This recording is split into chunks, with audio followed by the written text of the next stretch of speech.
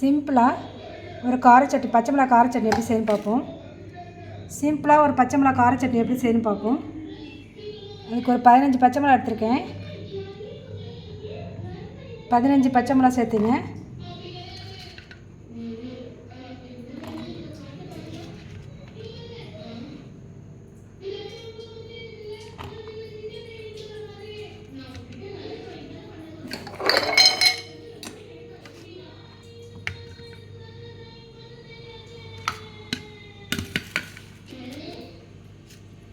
இந்த சைஸ் புளி எடுத்துங்க, ரொம்ப வேண்டாம்.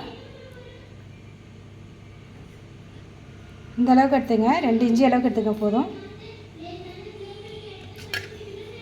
3 தக்காளி கட் பண்ணி வச்சுருக்கேன், அதையும் சேர்த்துக்கும். எடுத்து வச்சு இந்த 3 தக்காளியும் கட் பண்ணி வச்சுருக்கேன், அதையும் சேர்த்துக்கும். சேர்த்துட்டு சட்னிக்கு தேவையான உப்பு சேர்த்துக்கும்.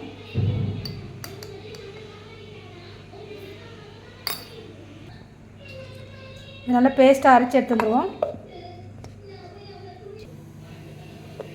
சட்னி நல்லா பேஸ்ட்டாக அரைச்சி எடுத்துட்டேன். இப்போ நம்ம தாளிச்சிருவோம். ஒரு கடாய் அடுப்பில் வச்சுங்க. கடாய் சூடானதுக்கப்புறம் ஒரு 2 டேபிள் ஸ்பூன் நல்லெண்ணெய் விட்டுங்க. இந்த சட்னி காரமாக இருக்கும், அதனால் கொஞ்சம் நல்லெண்ணெய் அதிகமாக சேர்த்துங்க.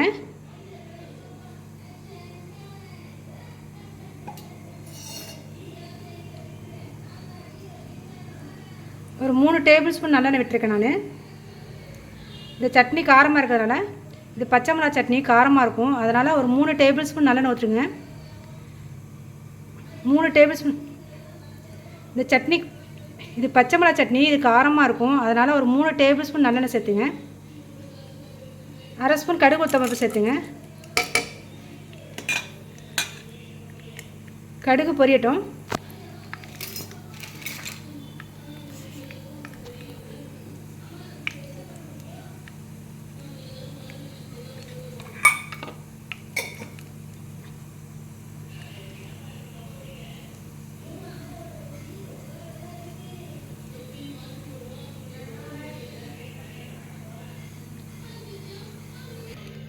கடுகு நல்லா பொரிஞ்சு வந்துடுச்சு, அடுப்பை சிம்மில் வச்சுங்க.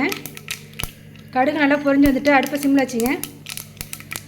2 கொத்து கருவேப்பிலை சேர்த்துங்க. ஒரு அரை டீஸ்பூன் பெருங்காயத்தூள் சேர்த்துங்க. இப்போ அரைச்சி வச்சுருக்க சட்னி இதோட சேர்த்துருவோம். சேர்த்து நல்லா மிக்ஸ் பண்ணிங்க. இது நல்லா கொதித்து எண்ணெய் பிரிஞ்சு வரட்டும். இந்த சட்னி நல்லா வெந்து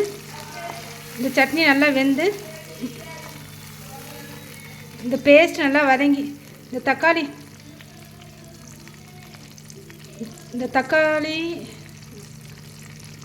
பச்சை மிளகா பேஸ்ட் நல்லா வதங்கி எண்ணெய் பிரிஞ்சு வரட்டும். தக்காளி பச்சை மிளகா பேஸ்ட் நல்லா வதங்கி எண்ணெய் பிரிஞ்சு வரணும். அடுப்பு சிம்மில் வச்சு கிண்டி விடுங்க, அப்பப்போ கிண்டி விடுங்க. கொதித்து வந்துட்டுருக்கு. இது நல்லா இன்னும் கொதித்து நல்லா எண்ணெய் பிரிஞ்சு வரணும். ஒரு 2 மினிட்ஸ் நல்லா கொதிக்கட்டும். கொதித்து எண்ணெய் பிரிஞ்சு வரட்டும். அது வரைக்கும் மேலே மூடி வச்சுருங்க, இல்லைன்னா எண்ணெய் தெறிக்குது. மூடி வச்சு ஒரு 2 மினிட்ஸ் இருங்க. அடுப்பை சிம்மில் வச்சுட்டு மூடி வச்சுருங்க. ஒரு 2 மினிட்ஸ் இருக்கட்டும், எண்ணெய் தெறிக்குது.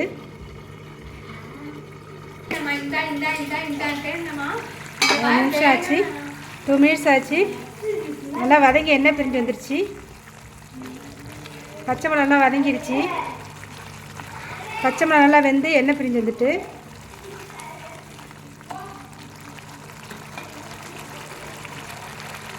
இதை நம்ம 2 நாளைக்கு ஸ்டோர் பண்ணி வச்சு சாப்பிட்லாம். இந்த சட்னியை 2-3 நாளைக்கு ஸ்டோர் பண்ணி வச்சு சாப்பிட்லாம். நம்ம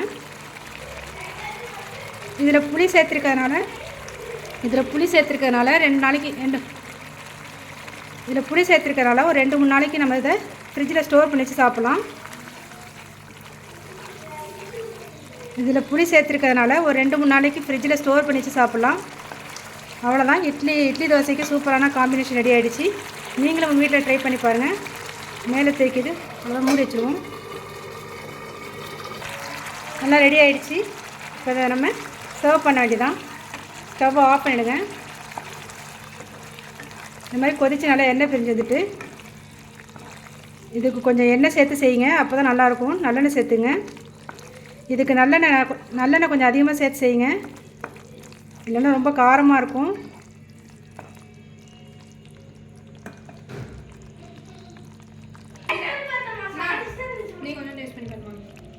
உனக்கு நீ நக்கிறத பார்த்தா சாப்பிட தோணல வேணாம். நக்கவே இல்லைம்மா.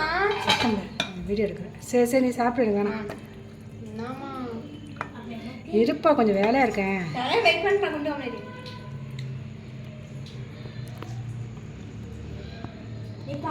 இந்த லைட்டை போடுறா தம்பி, இந்த லைட்டை போட்டு சுண்டி வரும்போது அவளை அப்படி